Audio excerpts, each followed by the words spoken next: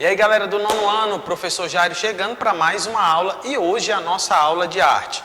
Nós vamos ter dois momentos nessa aula, beleza? O primeiro momento, nós vamos estar fazendo aqui a correção da última atividade que foi da aula passada. E o segundo momento, nós vamos estar já entrando no conteúdo, falando sobre um assunto específico que está voltado para essa questão da música, né? Nós estamos, durante esse período aí desse capítulo, falando muito sobre essa questão da música, da musicalidade, e aí nós vamos se debruçar sobre os livros para entender um pouco mais. A arte é assim, a arte é um espaço aonde eu e você temos essa capacidade, essa liberdade de pensarmos juntos em grandes produções. Por isso que a gente começa aqui trazendo uma atividade que vai falar a seguinte questão. Ouça a Marchinha de Carnaval, o Abre Alas, de Chiquinha Gonzaga, de 1847-1975, ou a Marcha Nupcial, de Mendelssohn. Acompanhe a música tentando perceber a marcação 1, 2, 1, 2 e marque o tempo, tá? 1, forte, com batidas na carteira. Como nós não estamos em sala, você vai colocar esses dois sons em casa e você vai verificando no compasso da música, tá? Marcação 1, 2, 1, 2 e marque o tempo, tá? O primeiro é forte, o 1. Então, 1, 2, 1, 2, 1, 2. Essa vai ser as batidas para que você possa dar continuidade. Espero que você tenha realizado essa atividade em casa. Você pode também chamar seus irmãos para, junto com você, estar reproduzindo esses sons baseados nessas duas músicas, né? Que foram e que fazem ainda sucesso até os dias atuais. Vamos lá. Na página 379, nós vamos agora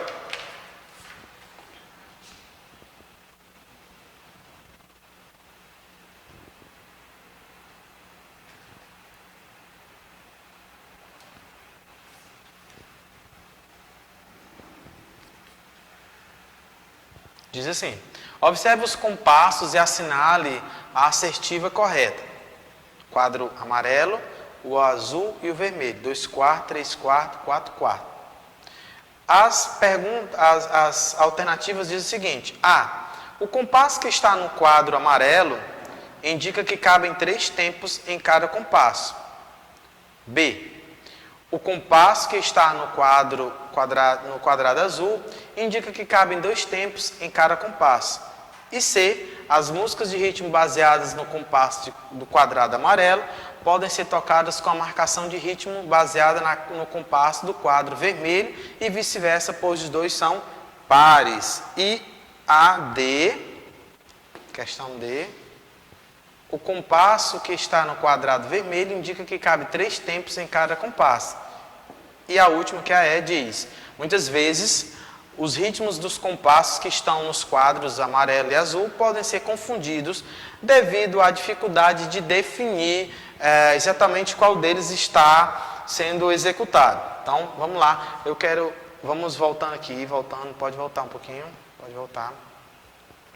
Aqui em cima, pode voltar, está explicando sobre compasso. Qualquer dúvida você pode vir aqui, tá? E ler que ele está falando sobre a marcação, o ritmo é binário, par, quando dentro de cada compasso combate 2 tempos, trinário, tá? Então ele vai dizer quartenário, então ele faz essa comparação. A alternativa correta lá vai ser a alternativa C, tá? A alternativa C. Por que a C? Porque aqui as músicas do ritmo são baseadas no compasso do quadrado amarelo e podem ser tocadas com a marcação de ritmo baseada no compasso do quadro vermelho e vice-versa, pois os dois são pares, certo? Então está aqui a alternativa correta, mas para isso é necessário que você leia o texto, tá? E que você possa ter a atenção, ok? Nós vamos agora dar continuidade na nossa aula.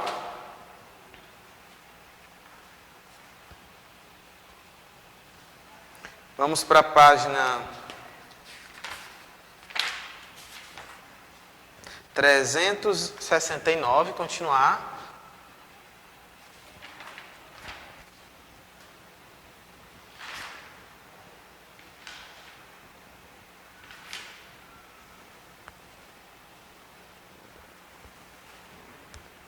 Bom, e agora nós vamos falar sobre escolha tímbrica, tá? Então preste atenção, pegue o teu livro para que a gente possa dar sequência à nossa leitura sobre o coral e capela e orquestra musical. Então primeiro tem duas imagens, tá? Eu quero que vocês percebam essas duas imagens. Nós estamos nesse capítulo falando sobre a música, a importância da música em várias esferas, tá? E aqui eu tenho um exemplo da questão do que é escolha tímbrica. Então, o que é? Primeira coisa, nós temos coral a capela. Lembra que durante os capítulos nós fomos falando como surgiu a ideia do coral a capela, porque a Igreja Católica, os padres da época não queriam que tivesse nenhum tipo de instrumento na hora da missa. Eles não concordavam, então eles começaram a criar a ideia do coral a capela sem nenhum instrumento. Depois surge a perspectiva de uma orquestra, né, musical que traduz com instrumental, né, com música instrumental. Então começa a se ter uma nova definição. Então esse tema que vai falar sobre essa escolha tímbrica é justamente o que tem de opção. Então a gente está justamente trabalhando sobre isso. Vamos para o seguinte. Normalmente, uma música pode ser composta para ser executada apenas por vozes, lembra? Né? Que é a música vocal ou a capela.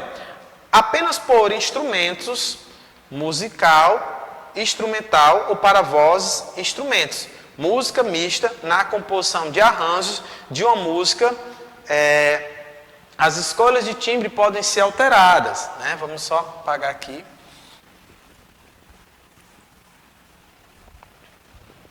É normal, por exemplo, ouvirmos no rádio várias gravações de músicas dos Beatles ou músicas de MPB, aqui, Beatles. Se você não sabe quem é, você pode perguntar para o seu pai, para a sua mãe, uma dica das músicas dos Beatles e uma dica de música popular brasileira, né? Orquestradas, isto é, com um arranjo da música feito para ser executada por instrumentos de uma orquestra. Então, aqui está dizendo que essas músicas da MPB e dos Beatles, elas podem ser usadas de uma forma diferente, ou seja, em uma orquestra, tá? Então, além disso, uma música que é cantada por ter um arranjo apenas para instrumento é uma música instrumental. Pode ter um arranjo especial que inclua sons vocais. Então, aqui está justamente falando dessa relação da música com arranjos, com instrumentos, tá? Então, que a gente possa começar a compreender essa divisão, essa separação entre arranjos, músicas e capela e vocal. Vamos lá. Aqui eu tenho arranjo, versão ou plágio. Então, quando você faz arranjos, aqui a pergunta se é original ou se alguém plagiou, alguém copiou. Vimos que um arranjo pode ser feito com base em alterações de algumas características de determinada música. E analisamos algumas questões como o ritmo e a escolha tímbrica. Antes de refletir sobre o que é um plágio, vamos ver quais são os elementos de uma música que podem ser alterados em um novo arranjo ou versão dessa música, como a densidade, a expressividade, o tom e as repetições. Então aqui está justamente trazendo para que a gente venha refletir, porque às vezes um arranjo ele é necessário, ou uma nova roupagem em cima daquela música. Então muitas vezes aquilo não é plágio, mas a gente vai ver um pouco mais à frente falando sobre isso, tá? Densidade. A densidade sonora tem relação com a quantidade de sons acontecidos. O timbre, olha aqui, de um som já é composto de várias ondas sonoras ao mesmo tempo, o que já dá uma densidade ao som. Porém, a densidade a que nós referimos de respeito à quantidade de sons acontecendo ao mesmo tempo. Ao mesmo tempo em um ambiente ou em uma composição musical, e esta está relacionada com a harmonia de uma música. Normalmente, em muitas das músicas que ouvimos, há momentos em que apenas uma pessoa canta ou toca e outros momentos em que existe um grande número de cantores e instrumentistas atuando juntos. Por exemplo, esse contraste se relaciona com a densidade da música, como ela é densa, como ela é grande, né?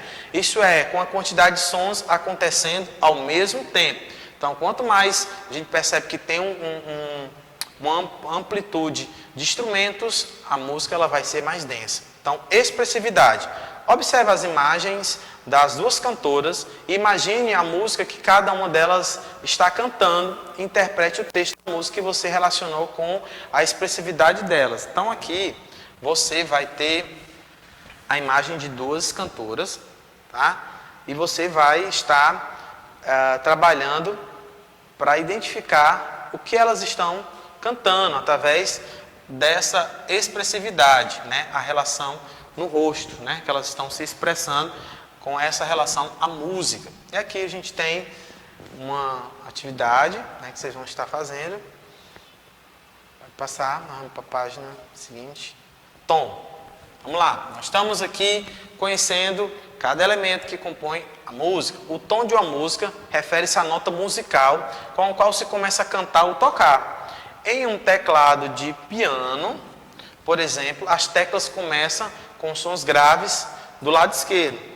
O som vai ficando mais agudo à medida que se toca mais para o lado direito. Tá? Todas as outras notas musicais da melodia relacionam-se à nota inicial.